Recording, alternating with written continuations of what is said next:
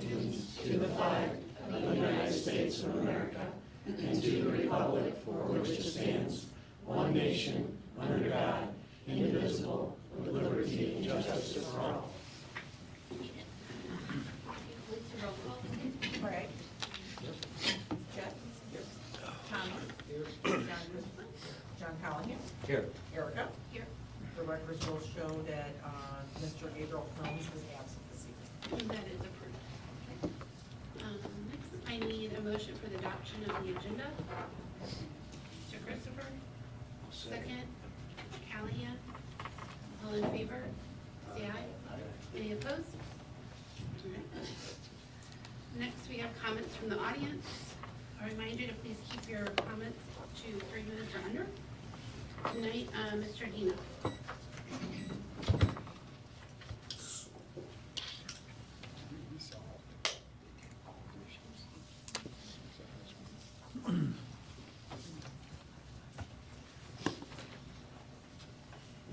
Good evening, members of the Board of Education. Happy Thanksgiving.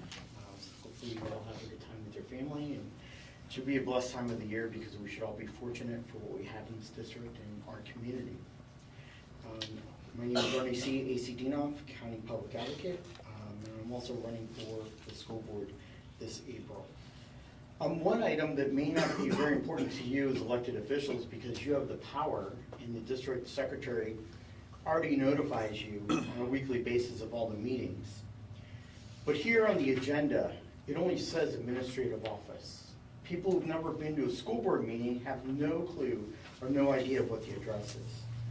Now I'd like to draw your attention to chapter 610.020, the revised state statutes of Missouri. It is a mandate and it requires the district to list the place, address, time, and date. And I can get you the verbiage. As I said, it doesn't mean anything to you, but it matters to the public, and I think the public should be informed. And I'd like to see that corrected as soon as possible, because sometimes the meetings are at the Professional Development Center, sometimes they're here, and a lot of people don't know the addresses or know where these buildings might be located. So I think it's the right, proper course and transparent course to take. I offered up my services to serve on the NCIP 7 round of the school district, and I've yet to hear from either the superintendent, the superintendent's office, staff, or the assistant superintendent of curriculum. So I'm not sure if you're trying to poke me out and keep me out of the process because I have a big mouth and I stand up for what I believe in and I stand up for facts and trying to make a better community. But I really want to serve, and I'm still looking for that invitation because you already overlooked me for the bullying committee and also the diversity committee, which I really wanted to serve on. Chapter 162 and chapter 163 give school boards, whether you're an urban school district or a rural school district, the obligation for fiduciary responsibility. There's a number of contracts that are on your agenda and part of your packet, and I'd like to draw your attention to other entities such as St. Charles County, such as the Wentzville School District, such as the St. Charles School District, the City of St. Peters, the City of O'Fallon. They have hundreds of documents and they disclose all those contractual documents.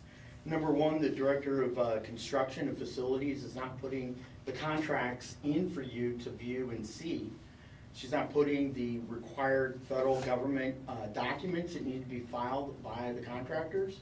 She's not giving you the opening of the bids. And I think that we need to have two people opening up bids, not just one. One to be a recorder and one to take the primary to make sure that we get the bids correctly and exactly right from the opening. And I think they should be done in public, in the public's view, such as the City of O'Fallon and St. Charles County do on a regular basis. We're talking about, and I'll just sum it up, we're talking about district spending here. I'd like some more transparency on these contracts rather than give one person the fiscal responsibility to approve these. And I think you have the fiduciary responsibility, and we need these documents to be disclosed to the public. Thank you, Madam President. Thank you. Next, we have our recognition. Thank you, Ms. Bowers. Very excited tonight. We're bringing back a tradition that we have not had up for as long as I can remember, the last couple of years at least. featuring some of our local art. And so excited to see this back up and displayed. As an added bonus, it distracts you from having to look at me during part of the meeting. So feel free to enjoy that art. Wanted to point out that the schools represented here tonight, you can see them on your agenda, are Darden, Hawthorne Elementary, Mount Hope, Twin Chimneys Elementary, and then West Hall. So really impressive work by the students, and excited to see that tradition coming back.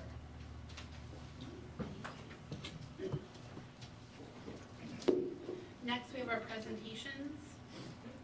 And we have two presentations this evening. I'm excited to start with Dr. Pat Brown, who many of you know as he has presented to the board before. He's our Executive Director of STEM and Career Education. Dr. Brown is going to present on Project Lead the Way and the Career and Technical Education Program. Dr. Brown, turn it over to you, and excited to hear what you have to offer tonight. Well, good evening, board. Thank you so much for giving me the opportunity to talk a little bit more with you about STEM and career and technical education in the Fort Zumwalt School District. So I just wanted to share just a little bit of the background, and we've come a really long way in terms of STEAM and CTE over the past 10 years.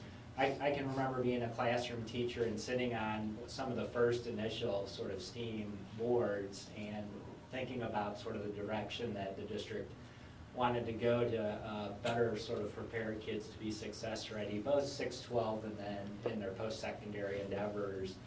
So in 2014-15, the board had some initiatives to really prioritize STEAM. And this meant a couple different things. So one thing that we did is we started to implement the Project Lead the Way curriculum, and that's just been a phenomenal opportunity for students. The second thing that we've done is that as soon as a STEAM-related or a career and technical-related area comes up for curriculum revisions, we've done some significant work in designing those courses to make sure that not only are they engaging, but that they align with dual credit opportunities for students, that they lead to industry recognized credentials, and that they really align with pathways that we know both in the region and both, you could also say nationally, are areas where there are a lot of jobs, and there are high paying jobs, and also provide students with a very fulfilling career. So I wanted to talk to you just a little bit about the work we've done. So Project Lead the Way in 2022-23, it looks a lot different than 10 years ago. So at the middle level, we have Innovators for Makers. It's a 6th grade course. Almost all of our students take it. So computer science is huge. There's so many areas in computer science and programming that have just an abundance of jobs. We felt it was important that students became well versed in sort of computer science and programming. At the 8th grade level, we have an elective called App Creators. In the parentheses, I have the number of students who are currently engaging in those courses. So 505 students at the middle level have opted to take that course. In addition to that, at the high school level, we have 4 different courses in computer science. So 290 students, 290 students are positively influenced by that. 4 courses in engineering and 4 courses in biomedical sciences. So 10 years ago when we went down this road, we had 1 health science course, 1 engineering course, and 1 computer science course. So the student interest has been there, and it's grown very abundantly. In addition to that, we have a very robust engineering and industrial tech program. So we have 5 levels of metals, over 500 kids engage in those courses, 3 levels of drafting, 3 levels of woods, and then media technology. Family and consumer sciences has changed quite a bit too. So we offer just an abundance of culinary arts courses, 4 levels, and you'll notice that I have both a star and sort of a carrot there. We have dual credit agreements in our culinary arts as well as industry recognized credentials. 4 courses in apparel, interior design. The next one I'm really excited about is 2 courses in the pathways to teaching. So we just have some some tremendous dual credit agreements with UMSL and Lindenwood where kids can enroll in our courses and earn credit in majors programs, which is huge. So they can knock out some of their foundational courses in education and post-secondary or higher ed. And then the last one is child development. We have 1 through 3. And many of you are pretty aware in that level 3 we run daycares out of our high schools. So I should have mentioned this on the previous slides. I have carrots and asterisks on all of these things because part of the work we've done over the last 10 years is to make sure that we're reaching out to post-secondary and we're aligning these with dual credit opportunities, or we're aligning them with industry recognized credentials. So everything you saw sort of before this slide is true. We have dual credit agreements and credentials that the students can earn.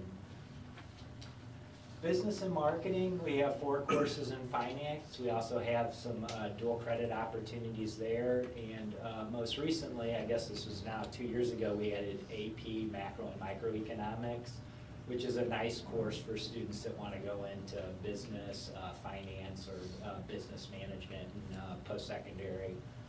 2 courses in marketing, 4 courses in business management and administration, and 2 courses in IT.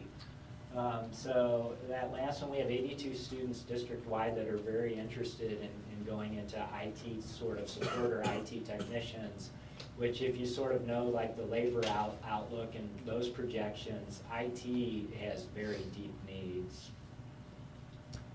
And then this is one that I'm also very excited about. So we've been very committed to workforce development. So we're one of the few comprehensive high schools in Missouri that has a U.S. Department of Labor approved junior apprenticeship program.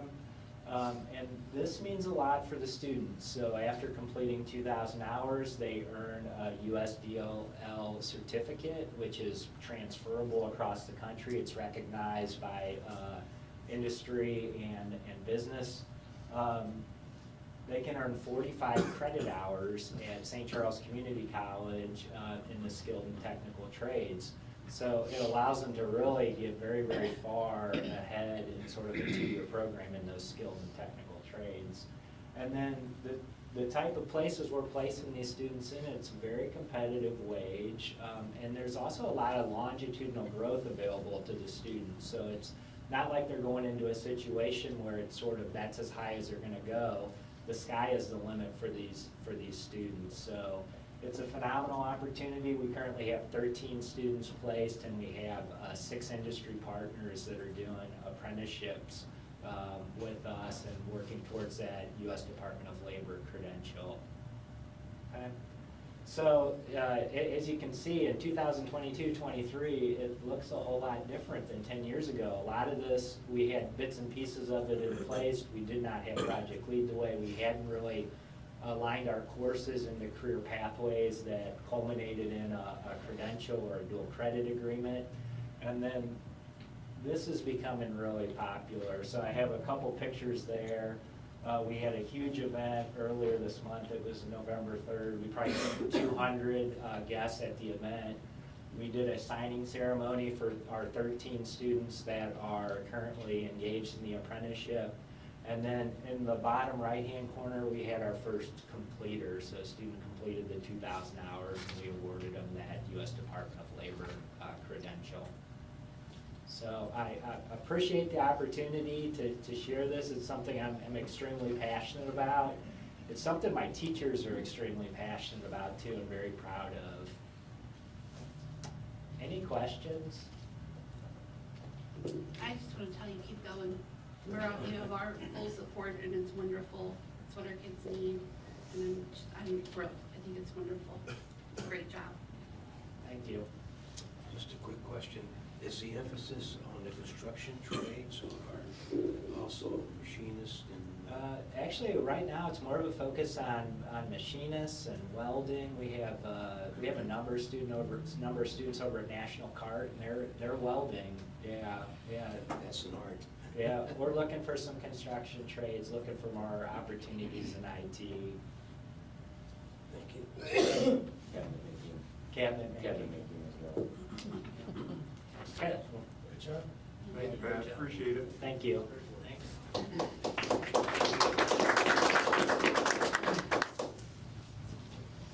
our second presentation this evening, Ms. Hannah Dykson, who is one of our instructional technology coaches, is going to walk us through the Spiro robot program that we're rolling out. And Hannah, if you don't mind introducing your guests Yes, with you and kind of absolutely. give us the run-up, that'd be great. All right, thank you so much for letting me present with you tonight. I came with 3 of our awesome technology teachers. I'm going to introduce them to you. This is Bethany Neal. She's the K-5 technology teacher at Mid Rivers Elementary. I have Abby Hawkins, K-2 technology teacher at JL Mudd. And then Abby Finney, who previously taught 3rd through 5th grade technology at Forest Park, but is now at DuBray Middle School teaching 6th and 8th grade PLTW. So you have the full range K-8 to show to you tonight. All right, so to get started here, get everything set up, perfect. Okay, we brought lots of things to show you. So I wanted to give you a little background of why we asked for these robots and why we thought that this would be a really wonderful addition to our technology curriculum. We had our technology classes for K-5 began in 2016, and then we also had Project Lead the Way, as Dr. Brown talked about, that was added in 2020, 2021. Both use technology, both have technology that is done on a screen, but what we quickly realized is that our students really need to see that carried out in a concrete, hands-on way. They want to be able to connect what's happening on the screen to something that's actually happening in the real world as well. Not only does it provide better engagement, but it also provides deeper understanding for those students too. So with that, our K-5 teachers, they started using the little budget money they could get or asking PTOs to help them purchase things, but we didn't have a lot of equity. So every building had a little bit different materials, and some buildings had more than others. So we really wanted to try to make a way for all of our buildings to have that same starting spot and really be able to incorporate the technology in new ways. So what we were able to provide, there we go, thank you. All right, so what we provided is for our K-5 and middle school buildings, they received a Spiro Bolt kit, and that comes with 15 Bolt robots that you're going to see demonstrated here in just a minute. And then for our 2 K-2 buildings, we chose the Spiro Indie kit, which are the little cars that you're going to see, because those are specifically designed for a younger age group, whereas the Bolts can be used K-8, simple to complex. So a couple of reasons why we chose Spiros specifically. Obviously, there's a lot of robots that are out there. Spiros are very durable, as we have learned from demonstrations where they take them and throw them off the ground just to kind of shock us all, and then they go, see, it doesn't break. So we always like that. They also align with the computer science standards we were already teaching in our curriculum. And they let us align what we're doing K-8, which is something that we hadn't had the opportunity to do before, is work with the elementary going into middle school, which then we know goes into high school as well. They can be used to teach simple to complex concepts. You're going to see some more basic and some more complex, but it's nice you can start with just driving the robot around, learning how to use it, and you can go all the way up to functions, variables, different coding languages, so it really has a broad range of use. They also provide a lot of free lessons, so they have a whole repository of lessons that we can access, including lessons on cybersecurity, digital citizenship. So we're finding that we can utilize these robots not just to teach coding. You're going to see a couple examples how we're already using them in other units of instruction as well. And then one of the most important things, a lot of collaboration, a lot of STEAM opportunities. You're going to hear about some incorporating of art and science and math all within projects that they're able to do. All right, so we're going to start off with the Spiro Indies. So I'm going to show you this here, and then Abby is going to demonstrate as well. So this was the lesson that goes with one of our common sense digital citizenship lessons called Safety in My Neighborhood. So we've always taught this as we were helping students relate their real life neighborhood to what they do online. So just like you would ask your parents, you wouldn't go into movie theater by yourself, you also talk to your parents before you access a video online. And so in order to help make that more concrete, Abby built a neighborhood here for her robots to drive on. There are symbols for both real life on one side and for digital on the other side. So they were able to drive to different places that they went both in real life and online and talk about how they stay safe when they go these different places.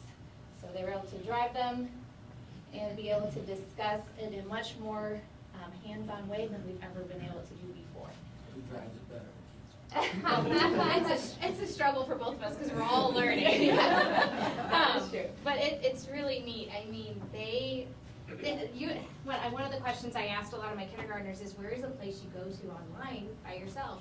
And so many of them drove their car to YouTube. And then I had this really great discussion with them on, YouTube's for 13 and older, you're not 13. So it was really great. So we're hoping they go home and talk to their parents too about the lessons they've learned. The other thing about Indies I want to point out is they can also run on, they have a color sensor on the bottom of them. So they can also run via the color sensor, and you can do it screenless as well. So that's nice. You can start off with screenless, and then they also have an app that can be utilized. He's going to do a little segment there. All right, will my video go there? No? Can you press play on that for me, please? Yep. I don't think it'll play. Would you mind? Sorry, I'll take this off. Okay, there we go. Show the kids here. So that's them working on their driving, and this is kindergarten that is doing this right here. So they can do it. All right. Thank you, Jimmy. All right, so we're going to move on next.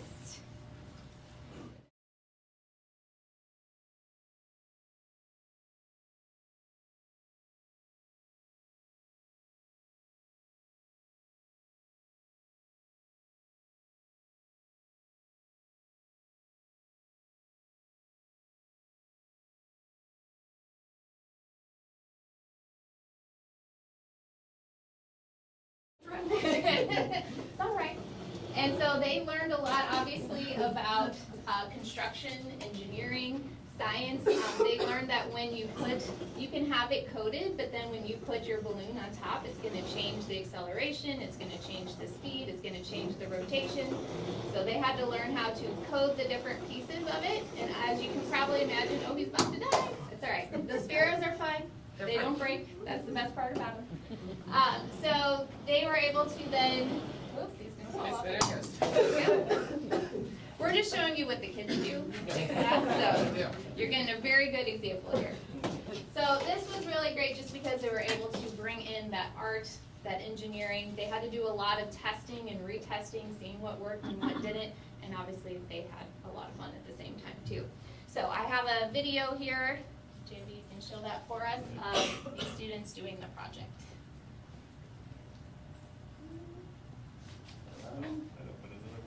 Okay, sorry.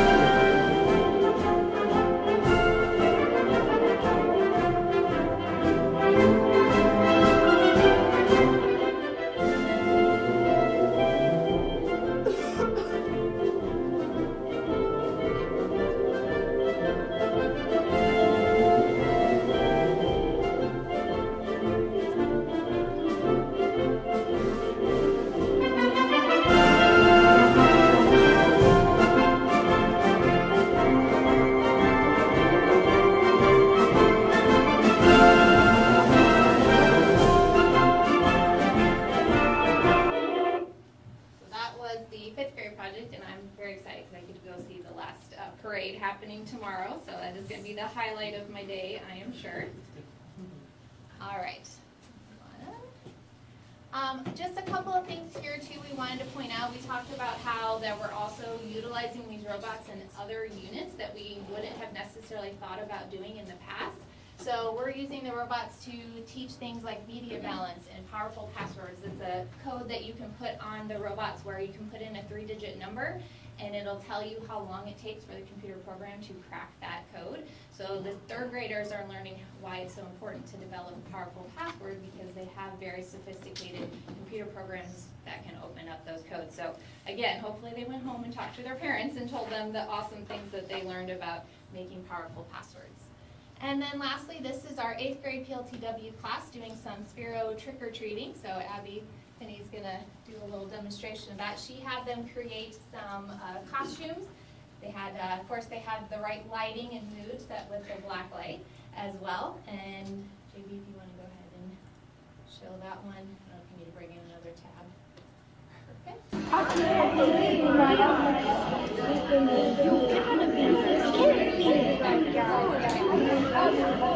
Help me aim it forward. How do we aim it forward?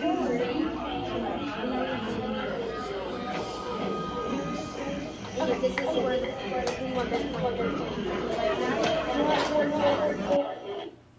All right, so what you're gonna hear too is not only did they have to code them, but since they're in 8th grade, they were able to make this code a little more complex to where when it hits a collision, it triggers the robot to say or do something. So I'll let you Yeah, do that. so let me go ahead and do that real quick, and then I'll talk to it a little bit.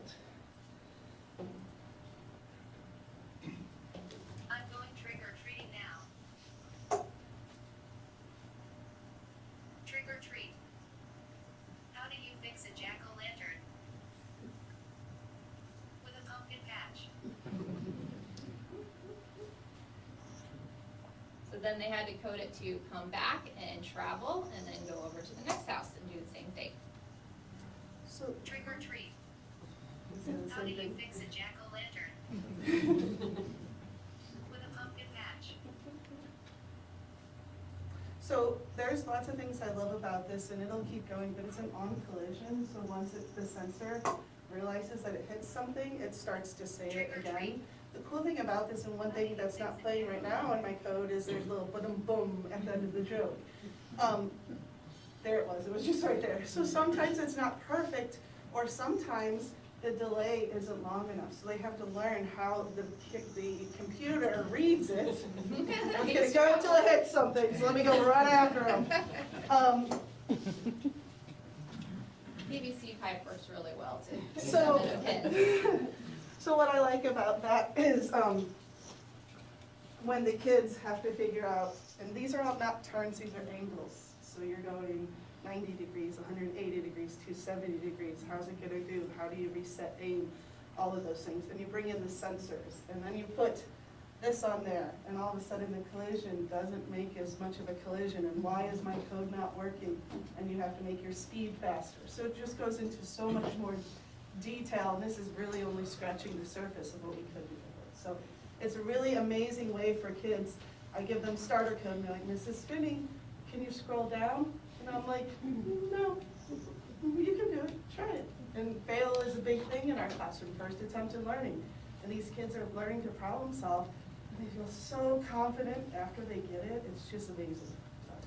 As you can see, we are all very passionate about it. We all love this opportunity. This is just from the first quarter and a half of school, so this is just the very beginning. We got these in August, and we've already been able to incorporate them this much. So thank you so much. Do you have any questions for me? Awesome. Thank you. Thank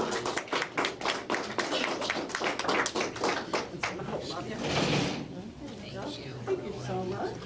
Next, I need a motion to approve our consent agenda. I don't know about that. Mayor, second. Kelly, all in favor, say aye. Any opposed? All right. Next, we have our financial reports. Good evening, members of the board. In your financial reports, you have the normal monthly financial reports. I direct your attention to my monthly financial memo. Total fund balances at the end of October total $99,822,997.42. Of that balance, $13.1 million was reserved for debt service, $59.4 million was reserved for capital projects from bond proceeds, and that is a reason why our fund balance at $99.8 million is so high, is because of that, when we sold those bonds at the end of last year. $5.5 million is reserved for food service, $2.8 million is reserved for student activities, That leaves 19 million available for operations. At the end of the month, we did have 95 million of the 99.8 invested. As shown on the investment schedule, monthly revenues for October totaled $11,343,394.86, as shown on the revenue report. That was comprised of 3.6 million in local sources, 6.8 million from state, and 0.9 million from federal.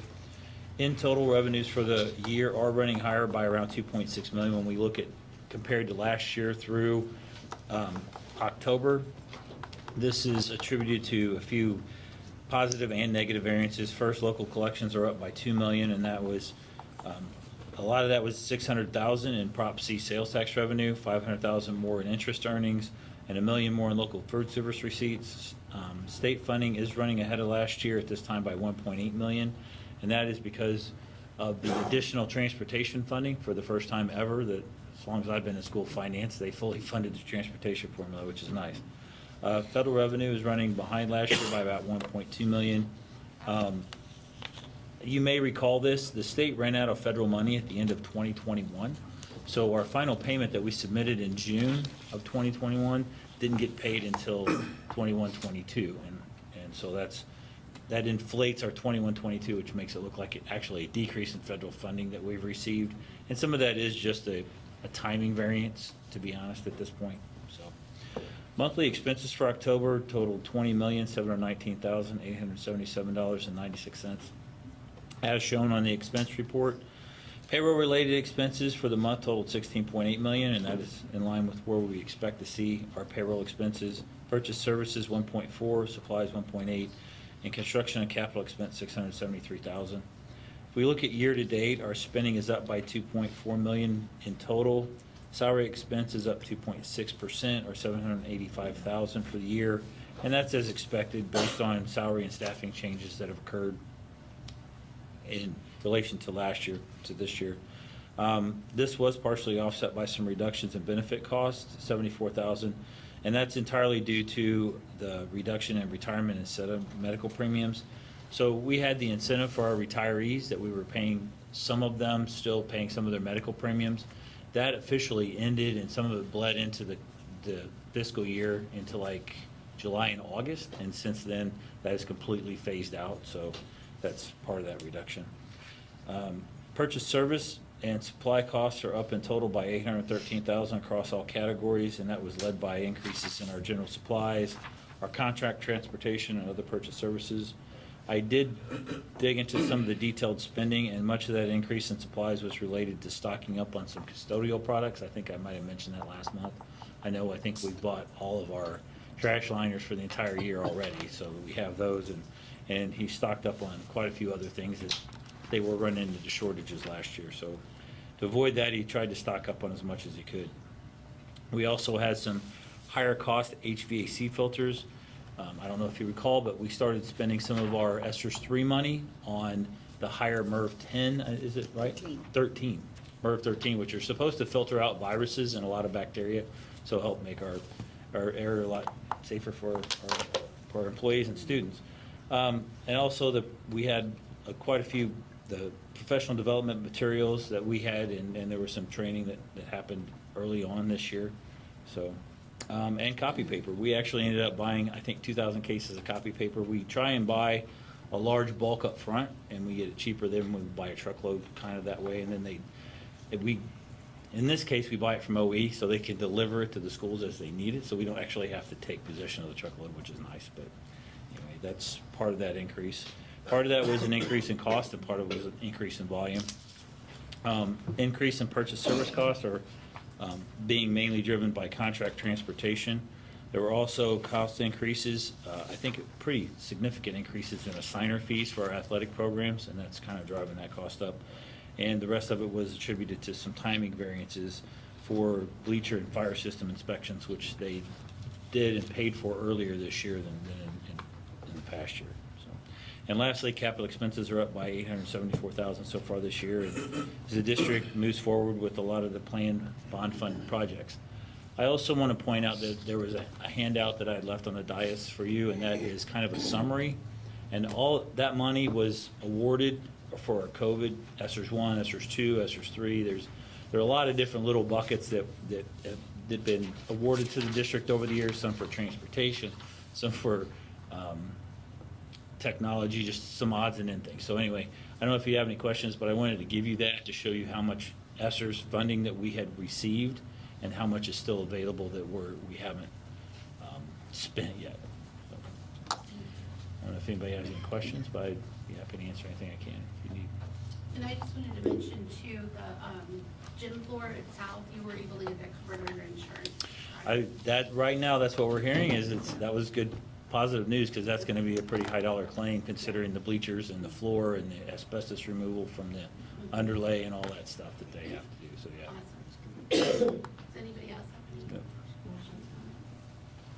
All right, if not, I need a motion to approve the financial reports from the next. Need a second, Mr. Christopher, all in favor say aye. Aye. Any opposed? All right, old business. Dr. Myers. Thank you.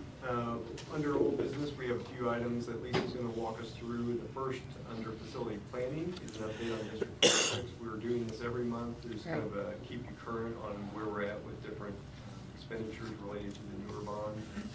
So Lisa, you want to walk us through any details on that?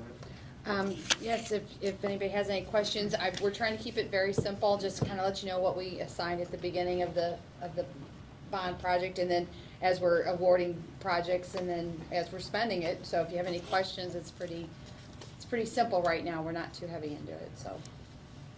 No questions? Second item is, Lisa, if you want to go ahead and walk us through the elevator service contract renewal. Yes, thanks, Dr. Myers. The elevator service contract, we had bid that out, I think in 2020, and we renewed it last year, and we are asking to renew it again this year. TK Elevator is asking to extend it with no additional cost to the district. They're still holding their prices the same. So it would just be another 1 year, and we'll just visit it. And we had the option in our bid to negotiate and work with them for 5 years. So we're still within the guidelines of what we put out for bid. So I would just ask for an approval to award them another year's contract at the current price we're paying now. Can I get a second, please? Mr. Christopher, all in favor, say aye. Any opposed? Thank you. Then last item. HVAC maintenance service contract. We have been using a company called IFS, or I forget what they were called before, but IFS for years. We had bid this out in 2019 at the end of the year to come effective in January of 2020. And at that time, the contract was for 3 years with no increase. So we're coming to the end of that. I've reached out to them because in our bid documents, we have an option to negotiate additional 2 more years. So IFS came back to me and they have asked for a 2.75% increase per year for the next 2 years, each year. It basically, they're asking for an increase for their labor costs and stuff. It's like $10,400 per year, and it represents 2.5 men in our district full-time. It's mostly just for their labor costs that keep increasing.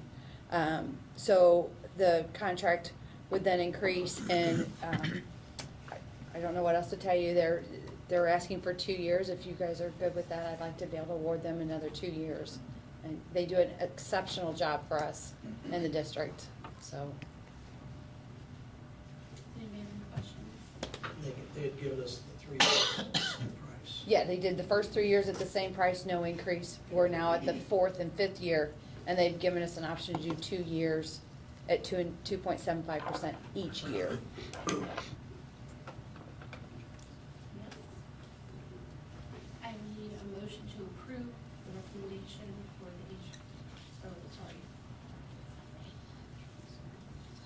HVAC maintenance package, sorry. HVAC maintenance, move for approval as presented. All in favor, say aye.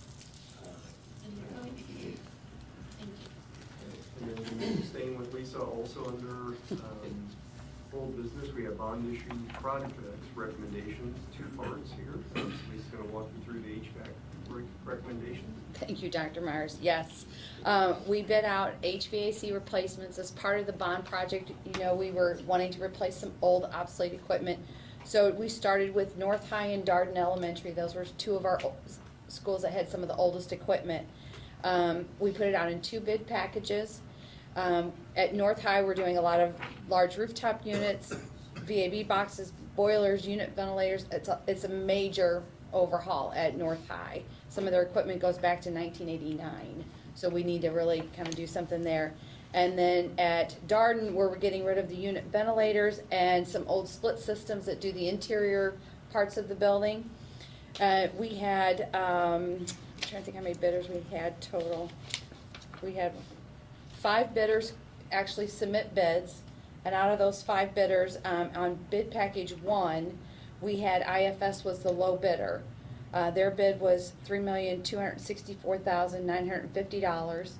And then they gave us some voluntary alternates that saved us some money that we reviewed with our engineer, and he really recommends these extra alternates. And it's a deduct of $119,400. So that puts us a total contract price of $3,145,550 to do North High. So I guess we'll take these one at a time so I can get approval to issue them contracts. So I need a motion to approve the bid package 1 for North High for IFS. Dr. Miriam, second. Mr. Christopher. All in favor say aye. Any opposed? Thank you. Thank you. The second bid package at Darden was, the lowest bidder was Sheet Metal Contractors. They were the low bidder for a base bid of $1,593,935. So, if it's, Any questions? Right, need a motion to approve bid package 2 for Darden Elementary with Sheet Metal Contractors. Mr. George, second. Mr. Christopher, all in favor say aye. Any opposed? Thank you. thank you. Track replacements. That was another bond issue. Some projects that we had identified, the tracks are becoming obsolete. They're more than 20 years old at north, south, and west. We're spending a lot of money on just maintenance to keep them functioning. They're splitting, all kinds of issues. So we used a co-op on this instead of going out for a public bid. It's approved by the state of Missouri. It's a way to get it. It's a co-op. A lot of school districts are doing it. We're working with Vernon Jones. We got a price with them. They're well known in the area. They have done a lot of work in all of our schools. So they gave us a price for each one of the high schools. And I don't know if I need to take these individually, Dr. DeBray. Well, you take this all Okay. together. All together, so we would be issuing them a contract for the total of these 3. North High, $560,315, South High, $486,590, and West High, $439,690. And I can tell you the reason the prices are different is each school has some extra needs. West High, it's really just the track. South High, we need to do the track and some asphalt work around the concession stand. North High needs a lot of sub-base repair in addition to the track. And they'll be milling off the top layer 2 inches of asphalt, and then we're starting all over. So that's what these are for. So with your approval, I'd like to be able to award them a contract.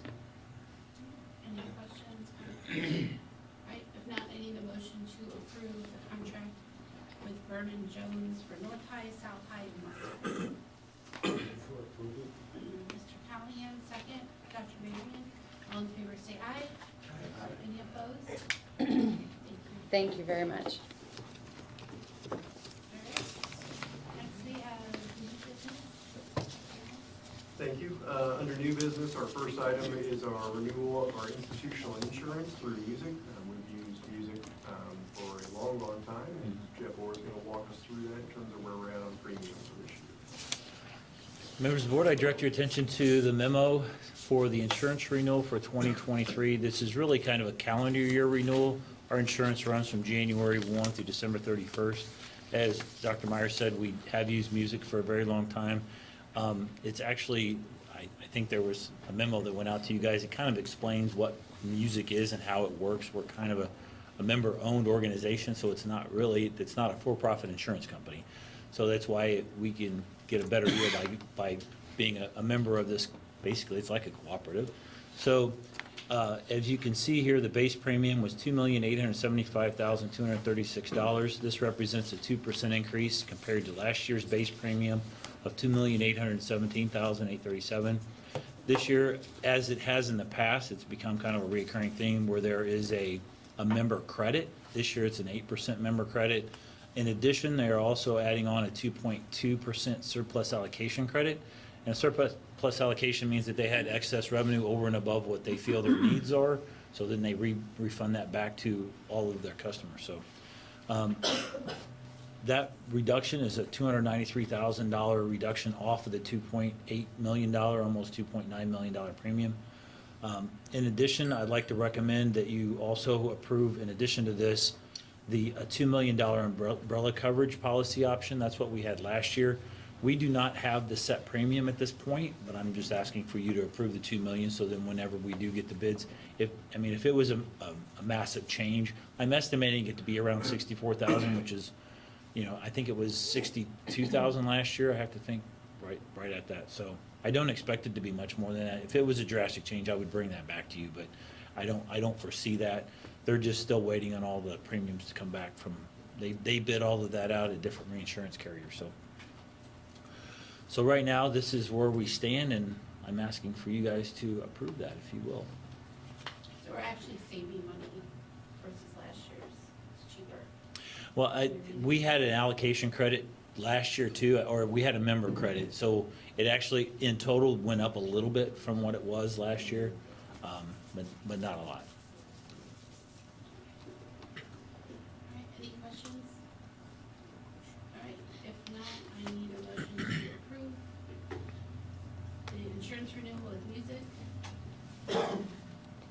Mr. Christopher, second. Mr. Callahan, all in favor, say aye. Any opposed? All right. Second item is our bus lease recommendation. In a typical year, when we go through this, Jeff will work with Jeff Schwepker in transportation to identify buses that are eligible or ready to roll off the lease. And we kind of land on a number of those that we want to renew to get newer buses in service and kind of keep that on a rotation so the fleet naturally turns over time. So Jeff has the numbers for you on what we're recommending for new leases and then the overall renewal. I direct your attention to the bus lease renewal. This is just for authorization to start moving forward. This is the pricing that was provided by Central States. This pricing is to, the lease structure will actually be a capital lease, so we will own these buses after the 8 payments are done. And years 1 through 6, you see the payment on here, and then the last 2 years, actually that payment drops some.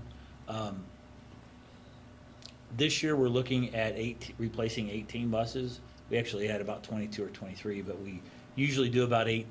We usually do around 15, but a couple years ago, we didn't replace any just because of budget constraints. So we're asking to go ahead and do 18, which is a few extra, and we're going to try and, we try to replace the fleet about every 10 years is kind of the rule of thumb. And in addition, we do still have a fair number of buses which are on what they would consider an operating lease, which are 1 year only. So every year we renew that operating lease, so we would want to keep those in our fleet. So that's why I'm asking that you approve replacement of 18 buses and the renewal of 1 more year option on the other buses on operating leases in our fleet. Any questions? How many total buses do we run right now? Pardon? How many total buses are we running? We have 174 buses, I think, total in our fleet. If there's no other questions, I need a motion to approve the bus lease renewal presented. Mr. Christopher, second. Mr. George, all in favor, say aye. Any opposed? Next item is the office supply renewal recommendation. Jeff also walked through that, break down the increase for this year. Members of the board, I also have a recommendation to accept Office Essentials bid that expires on December 31st of 2022. Over the last few years, we've taken advantage of a competitively bid contract agreement that Parkway School District put out. And ours is really a hybrid of that because they allowed us to keep our better pricing, it's even better than Parkway's, in addition to the best pricing Parkway was able to negotiate. So we actually have a hybrid. Now this year, as you'll see, it is a 7.78% proposed increase across, that's an average across all items that are listed below there. This is in line with the CPI or the Consumer Price Index, which is actually for the last rolling 12 months is at 7.7%. So it makes sense that these increases are going up. You can actually see the last 11 years worth of renewals that we have with Office Essentials.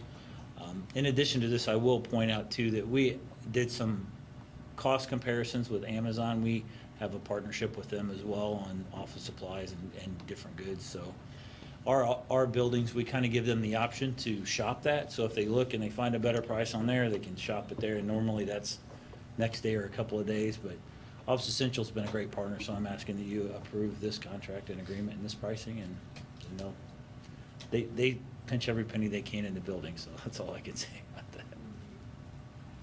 Any questions? All right, if not, I need a motion to approve the office supply contract. Dr. Marion, second. Mr. George, all in favor say aye. Aye. Any opposed? Thank you. Last item is time to establish the filing times for the April 4th, 2023 election. As you know, these dates are primarily set by the state. So based on their timelines, the state indicates the first date for filing this year will be December 6th, 2022. And obviously they stipulate when we would open, so we will open at 8 a.m. on December 6th on the first day for filing. And then the last day for candidate filing would be December 27th, 2022. Although we are not in session then, the office will be open from 1 to 5 p.m. So I'm just looking for approval from the board to establish those board filing times. There's no questions or comments. I need a motion to approve the filing times as presented. Mr. Allen, second. Mr. Christopher, all in favor say aye. Aye. Any opposed? All right. Thank you, Dr. Meyer. Thank you. Next, we have comments from the board. We'll start with Dr. Marion. Thank you.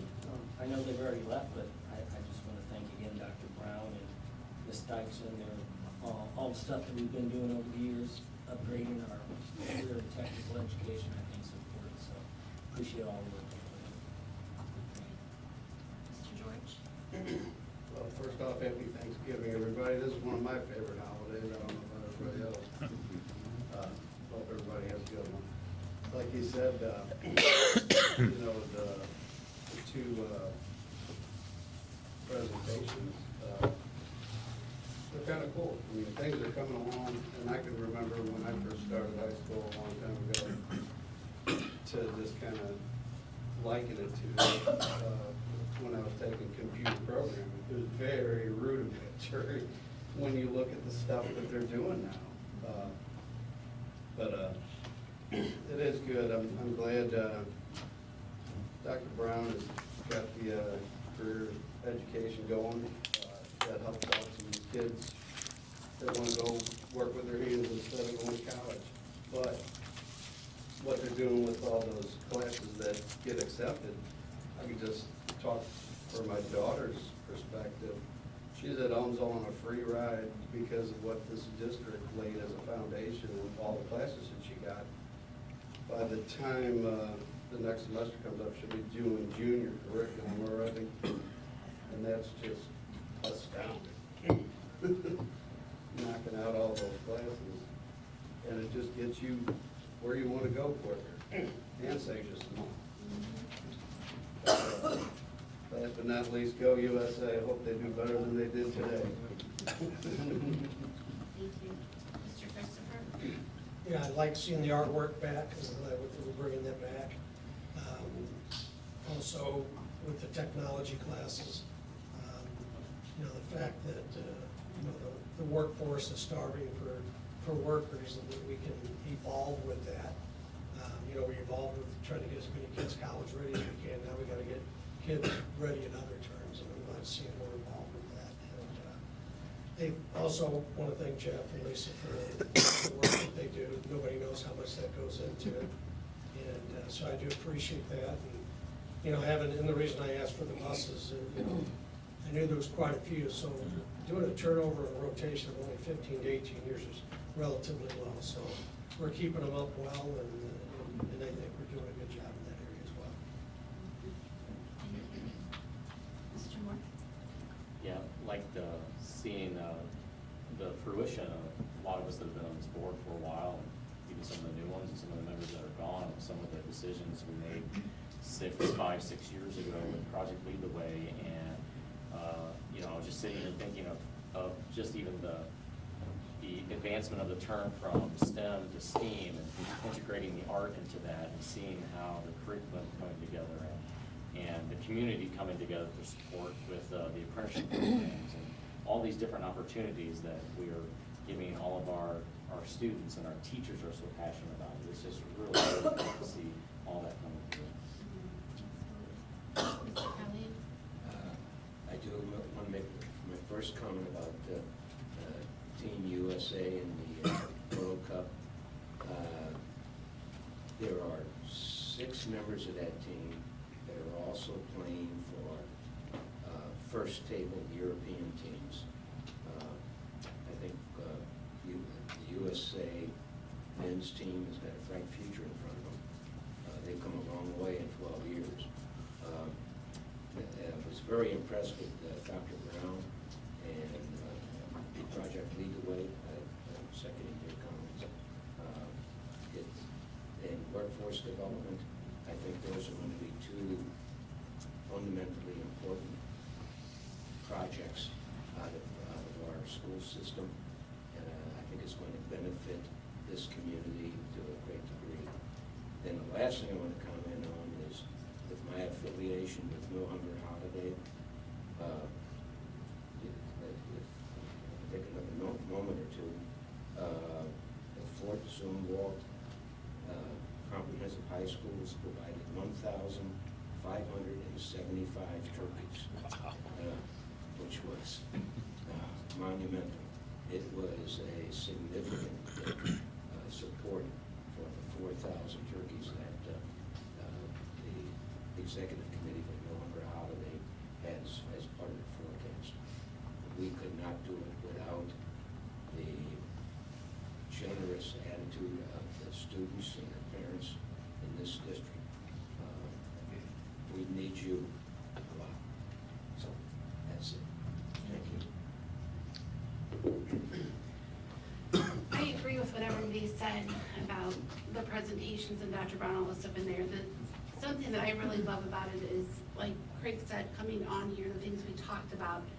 But it's all the stuff we're doing, again, goes back to that whole child that we're putting together, because not every kid thrives in certain areas, but they thrive super well in other areas, and we're hitting those needs.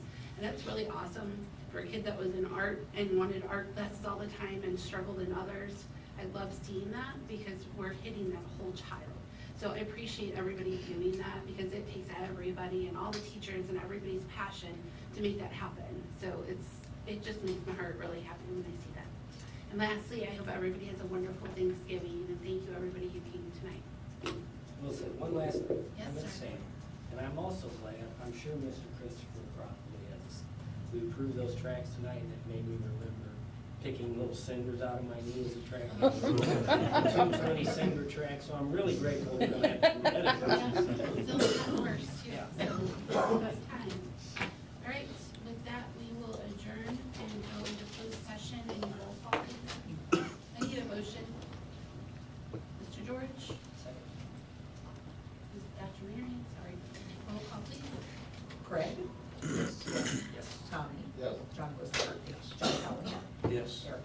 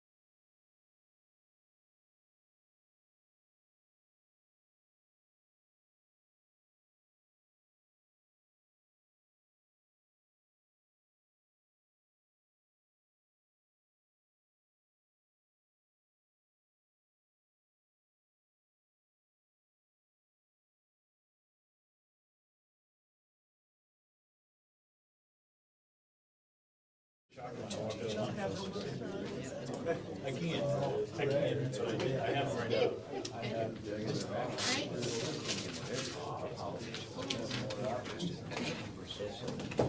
I need a motion to adjourn. Yeah. Mr. Callahan, Mr. Moore. Bob let our